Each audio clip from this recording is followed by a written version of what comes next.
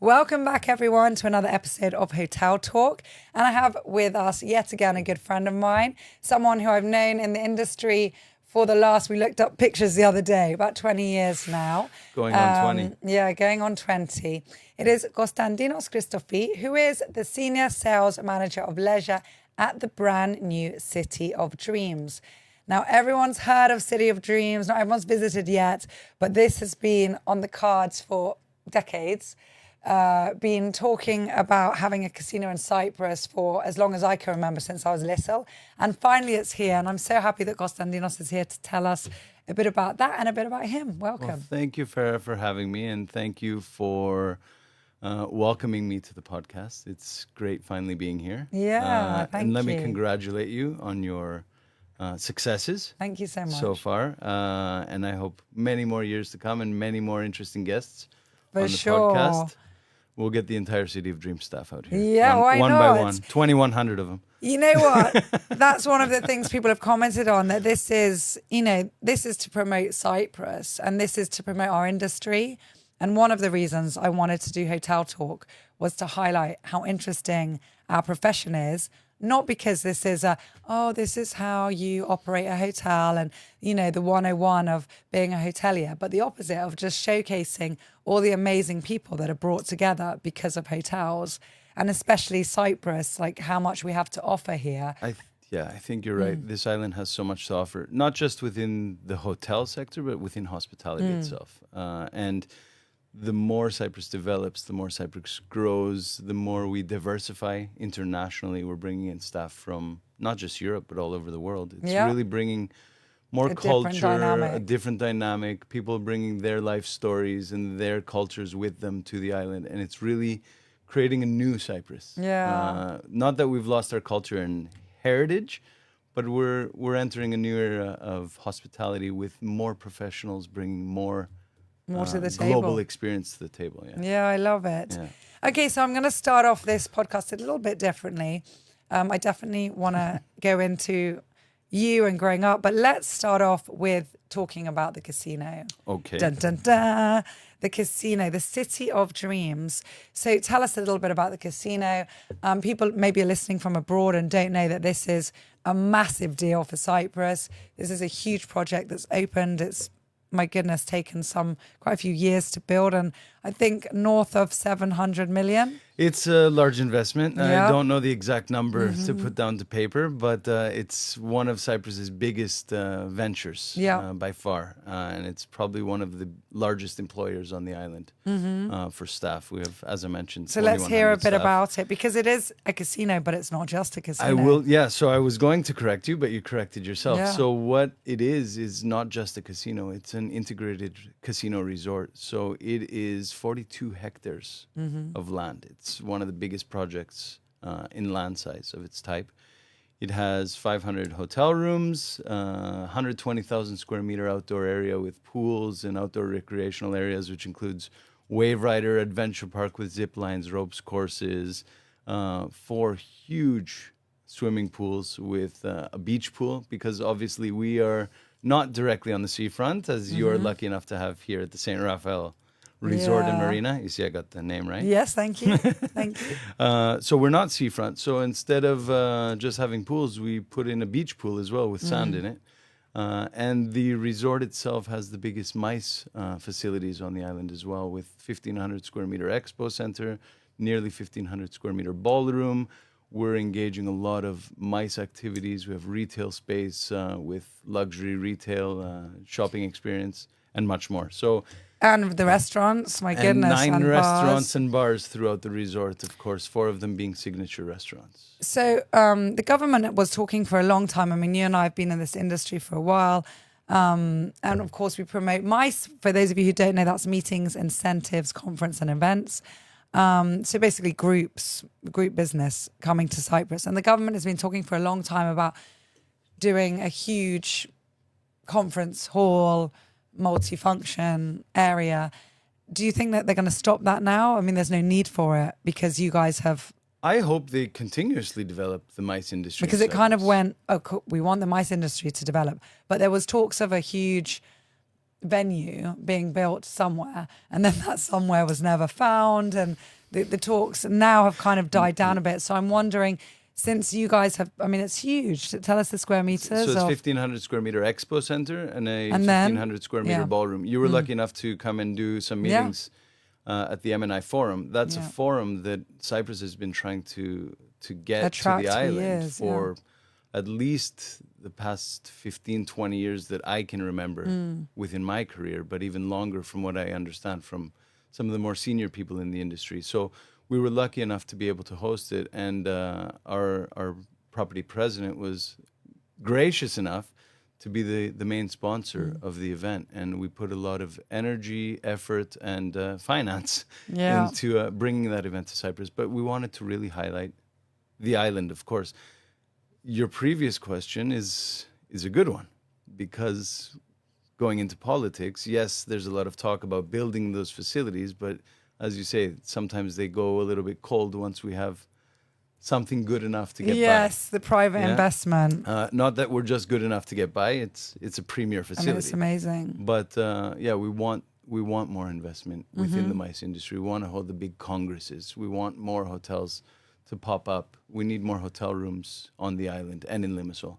And so for many people who know casino hotels in Vegas and so many other places in the world that have casino hotels, usually those hotels are 2,000 plus rooms. And in Cyprus, I know that in order to get the license, it was a reduced number of rooms so that the overspill would support the local community as well. And I remember there was quite a big thing made by the investors, the CEOs and general managers in all of the talks leading up to the opening of the casino, that the City of Dreams was very much about supporting the local community, not just with jobs, but also with other hotels and overspills. So tell us a bit about that, because it is, I say only 500. I mean, it's the biggest hotel I think we have. But it's by far the biggest hotel in Limassol. It's like, it's only, look, it's not a Vegas or Macau, but by far it is the biggest property in Limassol and one of the biggest on the island in terms of capacities. Going quickly to the casino, because we continuously mention the casino, and I don't know if the listeners know the size of the casino. It's the biggest ground casino in the region. So it's 8,000 square meters. And when you say the region, you mean the Mediterranean and Middle East? I'll confidently say the Mediterranean, and probably one of the biggest ones in Europe. Absolutely. But the resort itself, the integrated casino, is the biggest in Europe of its development. Okay. Well, I must say my husband came the other day for a drink in the bar area, and he saw the show and he was so impressed. People don't have to come to game or gamble. There's so much more going on. So I'm definitely going to bring my kids to your trampoline park as well. Very good. So and we did a tour together, and I think your daughter fell in love with the trampoline park. Yes, they've been talking about it a lot at home. So tell us a bit about your view of Limassol, Cyprus. What do we have to offer as a destination?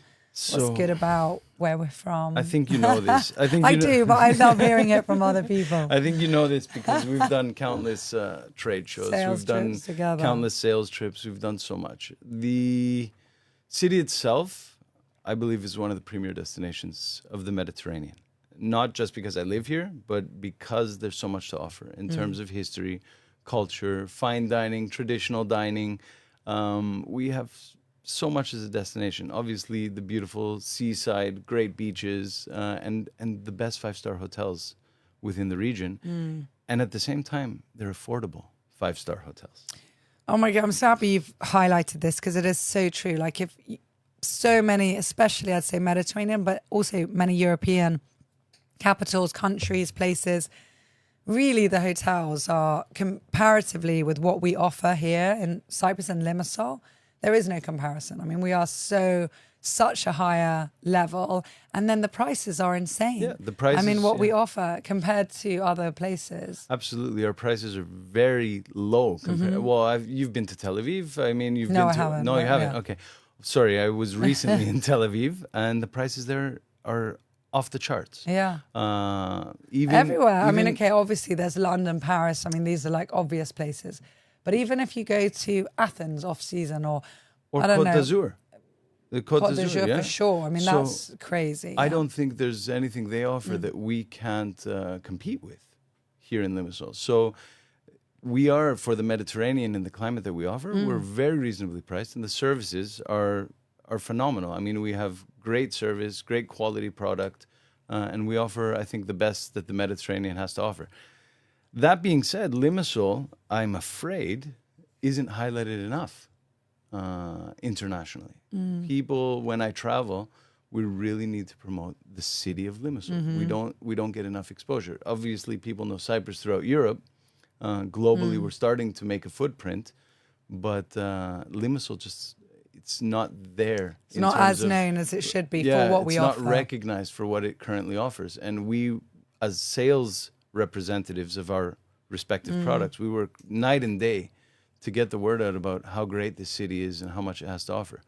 At the same time, you know it best how seasonal this destination is and how dependent we are on charter operations. Which it shouldn't be, because I mean, January, February, one of the most beautiful times in Cyprus. The weather's perfect. I mean, who can go wrong with 25 degrees at that time? Yeah. It's green. It's luscious green. I mean, it's so pretty. During lockdown, I was staying in the hotel and just walking in the gardens. And I was like, wow, this is paradise. We're literally living in utopia. Yeah, when you have an average daytime temperature in January of 20, 22 degrees, you don't need anything else. And that's the average daily, but we have some days that are 25. Yeah, okay, we might have some days that are 17 or 18, but it's still beautiful. Yeah. I mean, it's amazing. Look, there's so much to offer. We really work hard on our side. We try and get the Limassol Tourism Board to help us out with initiatives. We really need to get the word out about the city, because there's so much to discover, not just within the city, but within a 20-minute drive of the city. And because we're so long and thin, I always say that about Limassol, we're only 2 to 5 minutes from any village, wherever you are.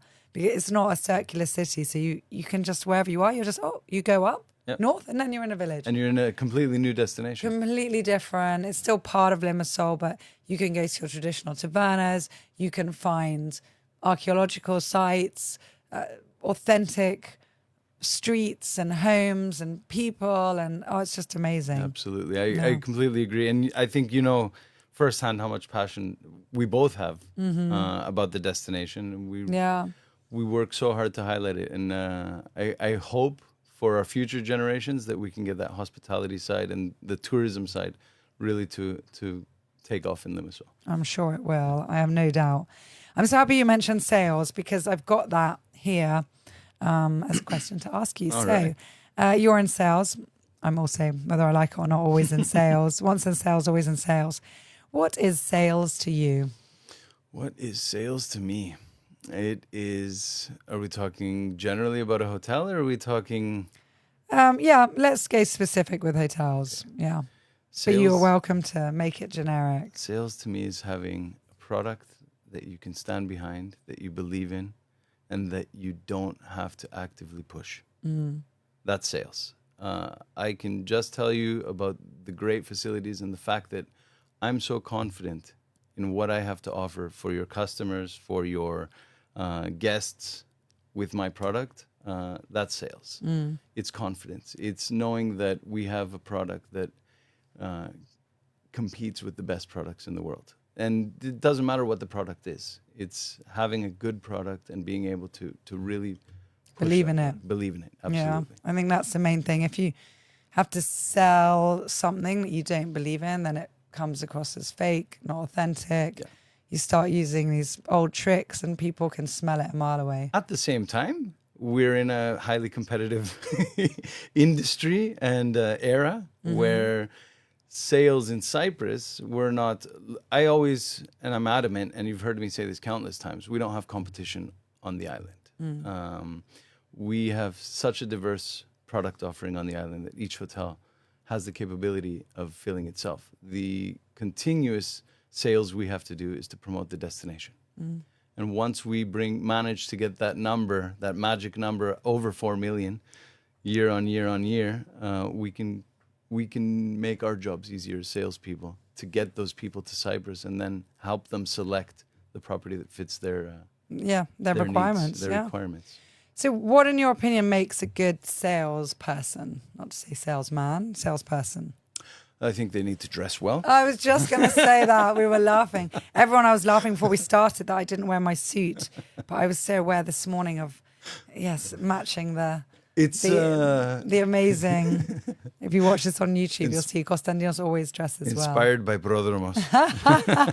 The legend. The legend. Prod was the first. He was the first. He's a trendsetter. So, no, I think a good salesperson needs to be true to his or her character. Mm-hmm. But we're joking, but they do have to be presentable. Yeah, There's no absolutely. point someone being shabby and then No, representing a 5-star luxury although product. we've seen successful shabby salespeople. No, depending on what they're selling. it's, even the shabby ones, if they're true to their character and they let the light shine from within and they truly show their true selves. I think a good salesperson just tells the truth and tells it the way it is, because you're selling a product, but at the end of the day, you're also selling yourself. So if I'm selling something, I really want to engage with my customers, my clients, my colleagues. I want them to know that this is me, take it or leave it, but I'm the way I am, but I still know my product. I still know my job. You know what I mean? It's not just about numbers. It's about individuals. It's about characteristics. The numbers come and play when I have to do my reports. Yeah, they're almost the after effect, but the thing. Well, the numbers are always there. They're your focus point. But I think to really have a good rapport with your colleagues and your clients, it's a one-to-one job. Yeah, I always say, I mean, the main thing is you're selling a solution. Absolutely. You're selling a solution that they maybe didn't even know they needed, but the solution to their problem. The product is later, the numbers are later, but you're engaging with them. You're being authentic, real. I remember being at trade shows with you and so many other people, and many of our colleagues in the industry actually laughed at me at the time, because I'd be like, "Oh no, we're not for you." When I get to know what the customer wanted, the client, no, let me introduce you to another colleague. Like that's for. They're like, "What are you doing?" And I'm like, "Yeah, but I don't want someone to come to our hotel and be miserable. There's no point lying now and trying to persuade them to come to us. Like, let them go somewhere else." Absolutely. Well, I'm glad you brought that point up, because it's something we continuously preach. There's no such thing as a good and bad hotel. There's only a property that fits a certain type of guest. Exactly. And you can't force an all-inclusive guest into a 5-star ultra-luxury resort where a bottle of water might cost them €5 or €6. Yeah. That guest obviously comes with a different need. So, yeah, you're absolutely right. When you recommend another property, let's recommend something within the region and still get the positive word out. And you can't suit everyone. I mean, I always say that for restaurants. Whenever we do a menu at any of our restaurants, there might be something we think, oh, this is going to sell really well. And then maybe it does, but there'll always be someone who says, I did not like that. I didn't like that dish. Okay, there's 100 others. Absolutely. And we've got loads of other restaurants. Go eat there. Yeah, absolutely. And you can't please everyone, but at the same time, the ones who are pleased because we do what we do and we do it the best we can do it.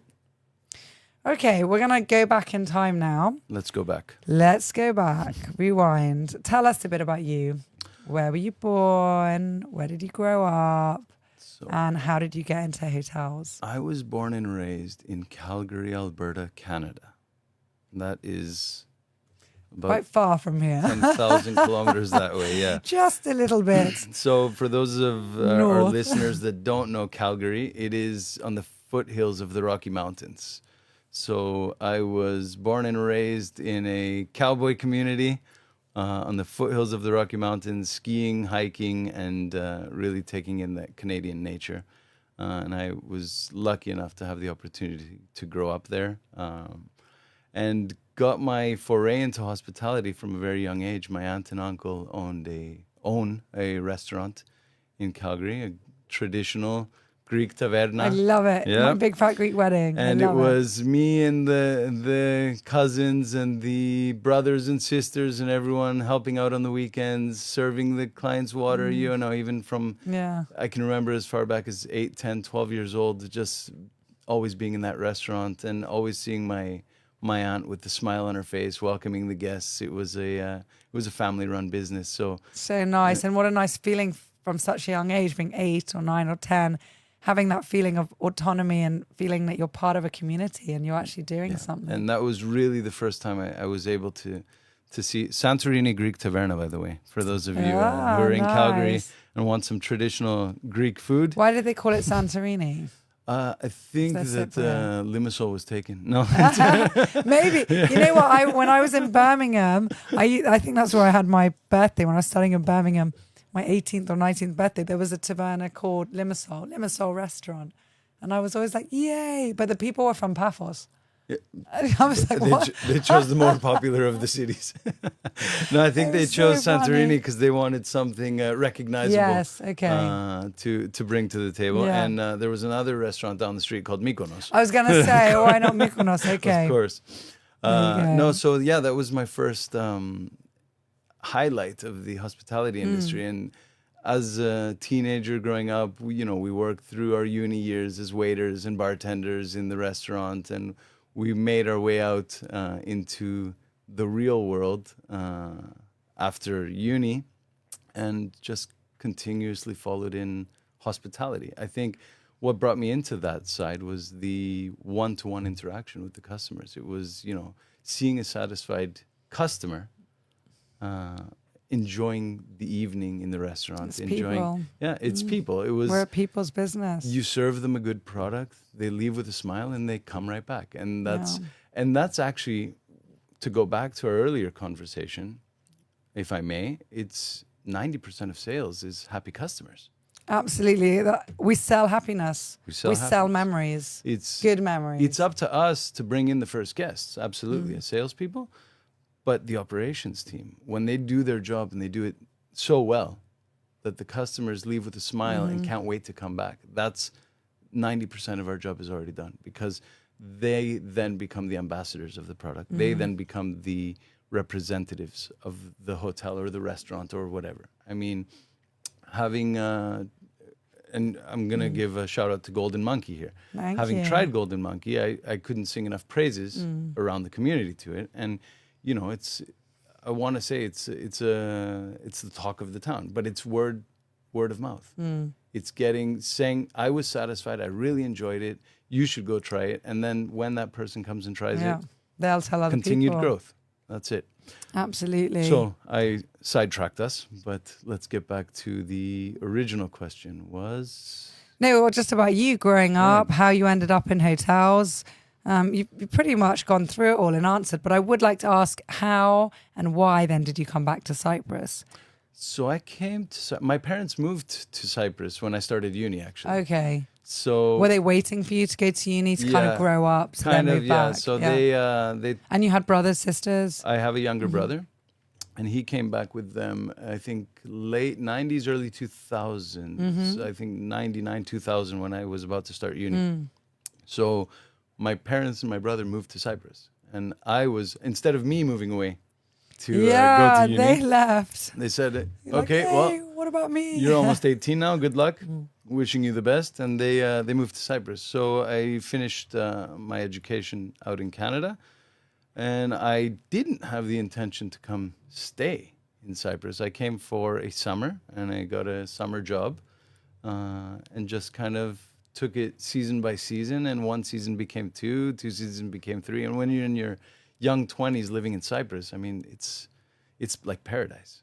When you're a young, single 20-something-year-old, it's, you live with so much fun. Live with mom and dad, you have a car, you just have fun. And I really enjoyed Cyprus and the lifestyle that it offered. Compared to not that Canada's bad by any means, but compared to the monotony. And it's just so different. Canada. Yeah. And to be honest, and I never traveled. I never traveled when I lived in Canada. It was always the summer in Cyprus, or going to the mountains, going to maybe a different city around Canada if you had the opportunity. Living in Cyprus, we have weekend getaways. Within an hour and a half, 2-hour flight, you can be in a completely new country, new area, and just get that opportunity to travel. And I really like that about Cyprus. And I think that's what people in Europe like about Cyprus as well, because it's 3-4 hour flight away. you can be in a completely different sunny destination. So that's what brought me to Cyprus initially, was just working a summer. I got a front office job in a hotel. And I worked through the first summer and continued in front office, working for a couple more summers. And then you and I met when I actually finished the army, and I worked for an exhibition company. Yeah. You were building the stands. Yeah, I worked for a company that built the stands for Cyprus Tourism Organization. And that company gave me a great opportunity, Christo and Vanthula, just to give them their praises as well. They gave me a great opportunity to really travel around Europe and to explore destinations I'd never seen in my life. And we were building the stands for the Cyprus Tourism Organization all over Europe and the Middle East. And I think that's where I really met a lot of the hotel people and the sales people in the hotels during that experience of building those exhibition stands. And it kind of opened my eyes to the other side of the hotel, which was the sales side, where I saw all of the people from the commercial doing departments doing what Yeah. they do, engaging with customers. And it really, it inspired me to say, wow, hotels aren't just the operational side, it's the non-ops, it's the back of house as well. And it's the people doing the footwork a year and a half before. I know. Setting up contracts, setting up everything else. I'm always like a year ahead. I start writing like 2024 from You're August already in winter 25 right now. Yeah, exactly.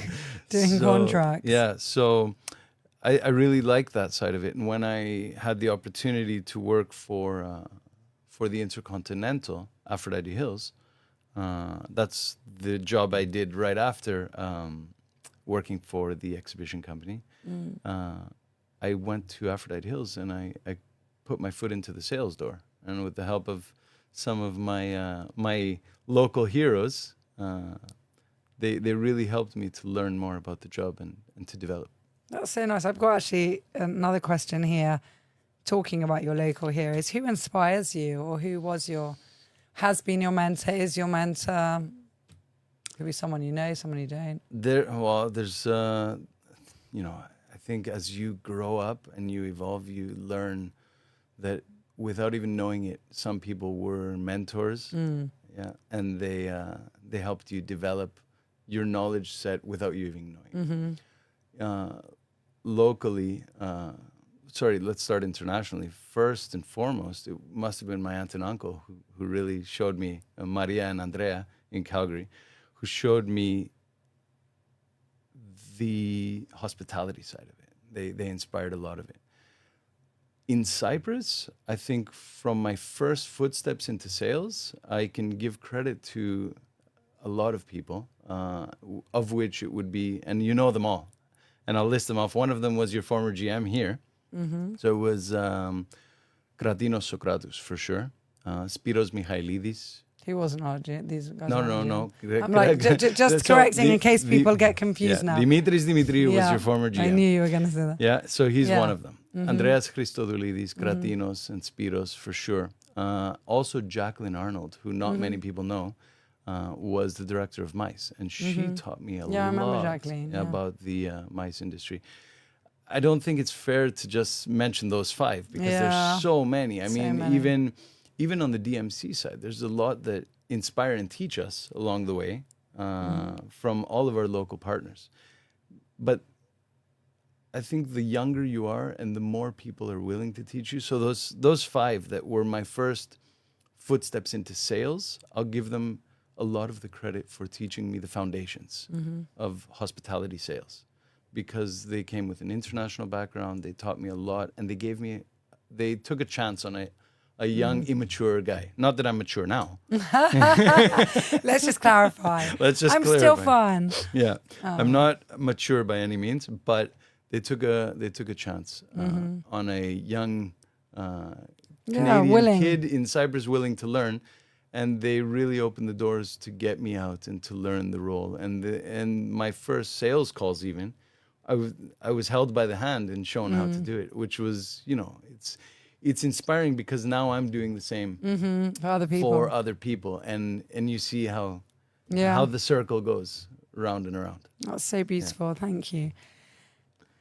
So DJing, tell us a bit about DJing, your other love. So, other than being a young Canadian working in a restaurant, my gumbaro, well, my two gumbari now, one of whom married me and the other whom I married off, we always enjoyed music as younger kids, and we were always the appointed DJs at the family parties because we collected CDs, obviously, the young kids in the family collecting CDs. So we would always play the music at the family parties, and that kind of stemmed into us buying two speakers as a group and then buying a mixing board and not even knowing what we were doing and just pressing buttons and playing songs. Eventually, I learned to actually DJ, and I think you've seen me on a few occasions at a few different parties where I took that hobby very seriously, and I was quite successful at it, but ultimately chose the path of hospitality. I think, though, still to this day, you will turn on my Spotify and always be surprised at what you'll find in there. There's everything ranging from hip hop to country music. It's just a love of music. So DJing was really, it was a passion. It still is a passion, but it was a great way to meet people and engage again. Well, we had DJ Raveen on this podcast, and he spoke about love of music, and it was such an interesting episode. So yeah, I can understand. I think who doesn't love music? It just lifts your soul. It does. And I was with Steph Mack recently. Marie's, you had his wife recently on the podcast. Mm-hmm. And every time I get to see Steph or any of these guys that, we've known each other through the business over the past years, we don't, okay, how's the family? Good. How are the kids? Good. What's new? This and that. So did you see this new mixing console? Did you see it? It's always straight back into music or straight back into, nostalgia about DJing in Limassol in the good old days or the Rumors days or these things. Yeah, it's love of music, and it's, ultimately people and music that bring it together. And I think we all need a hobby, don't we? We all need a hobby. We all need a passion. Absolutely. Whatever now we're doing. We need hobbies more than ever with kids. We need because now our kids seem to be the hobby. Yeah, definitely. So, the question I ask everyone, favorite quote? Oh, very good one. I have a million favorite quotes. I know, that's the problem, narrowing it down. Mine's a little bit cheesy because it's from a movie. That's all right, bit of fromage, fromage frais. Fromage. It's champions. Oh, now I'm at a loss for words. That's all right. It is champions are just contenders that never gave up. I love that. Yeah? Who said that? Rocky Balboa. Rocky, I was going to say instead of movie. So champions are contenders that never gave up. So never give up, follow your dreams, follow your passion. And it's perseverance. Perseverance. Do what you do and love what you do. Exactly. Yeah. That's the trick to being happy in life. My dad used to always tell me, find something you love and then find someone to pay you to do it. Absolutely. Completely agree. Right. Any question you want from the crystal ball? I'll read it to you. Okay. I think this one is from, oh my goodness, they've even said from Steph Mack. I can't believe it. And we just mentioned you, Steph, when you listened to this. So yeah, we had our 1 year anniversary party in September, end of September. And we asked everybody who attended if they wanted to write a question. And obviously Steph did. So what's your opinion on children, their access to the web and smart devices? What a good question. What a profound question from Steph. And you have, how old is your little one? My oldest is 8 and the little one is 2.5 going on 3. Okay. Yeah. So 8 and nearly 3. So what is my opinion? What is your opinion on children, their access to the web and smart devices? As a parent, there's 2 ways to look at it. Either the glass is half empty or it's half full. As a parent, I really love YouTube Kids because it's a makeshift babysitter. Mm-hmm. At the same time, I know I shouldn't do it. We really need to engage more with our kids. I think kids have access to stuff now that we never had access to and things we didn't even know about. Let's not just take the negatives, though.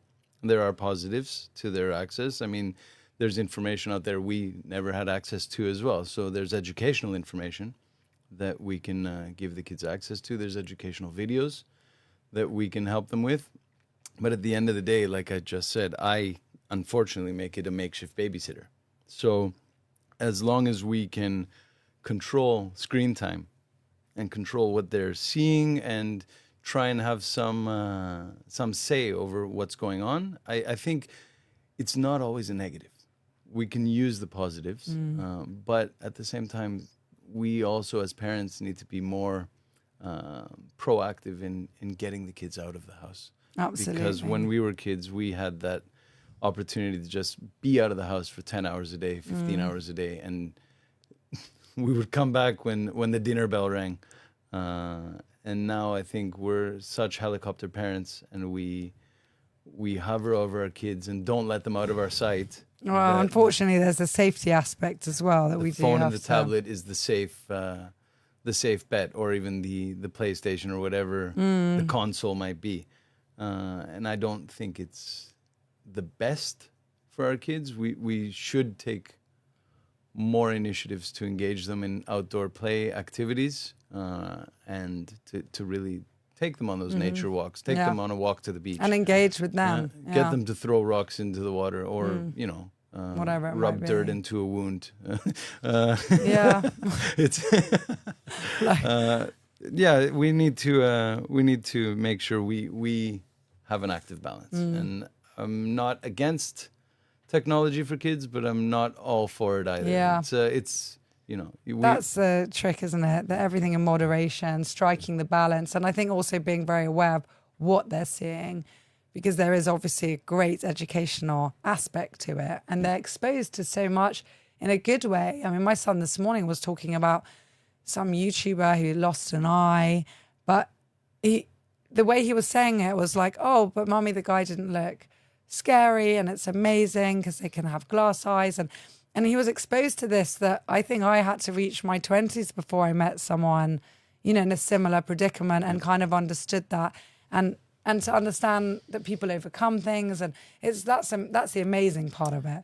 But then there's the other part where they see some scary thing that just pops up, and then they can't sleep at night, or their brains can't process that information. I agree, and it's about being able to understand the content you're watching. And even my own 8-year-old, she would very similarly come and say, I put on a video and now I can't sleep. Yeah. I said, well, why would you put that video on? But they're not in control of that. That's not her fault. And they come up with really weird things. We have to take our own responsibility on that, and just kind of, yes, be a little bit more proactive on what we allow them to watch. But at the same time, these kids are outsmarting us left, right, and center. Oh my They know our goodness, passwords. Yeah. They know how to scan our fingerprints. I mean, they're very clever. They're getting smarter each generation. Yeah. Interesting times. Yeah. Interesting. And we're the first set of parents that's going through this. That's the other thing. There's no precedent. It's just us trying to, fumble our way through bringing up the next generation with these devices. So we need to come up with a concept, and we'll do it an annual event where we'll call it like 1960s week. Where we'll get like rotary phones in the house, get rid of all the TVs. We'll get a 14-inch TV for the living room, and everyone has to watch the same thing. Imagine. And then Brilliant. See how that goes. Take us back to the 60s and 70s. Yeah. Costantinos, thank you so much for coming. Thank you, Farah. It was Wishing you guys all the best at COD, and Thank you. You personally and everything you do. It was great being here and great talking to you. We finally managed it. We said it ages ago, didn't we? A year ago. We'll do an episode. Yeah, we said it a while ago, and too busy lifestyles and busy hospitality and parenting and everything parents. else. School So we runs. finally managed to. Thank you so much for your time. Thank you. You're welcome to come to the hotel with the family, as you already have. I will do. I will do. You're going to see me there. Be happy to welcome you back, and I want to see your little ones in the adventure park as well. Yeah, for sure. Good. Thank you so much, Farah. Thanks. Thanks.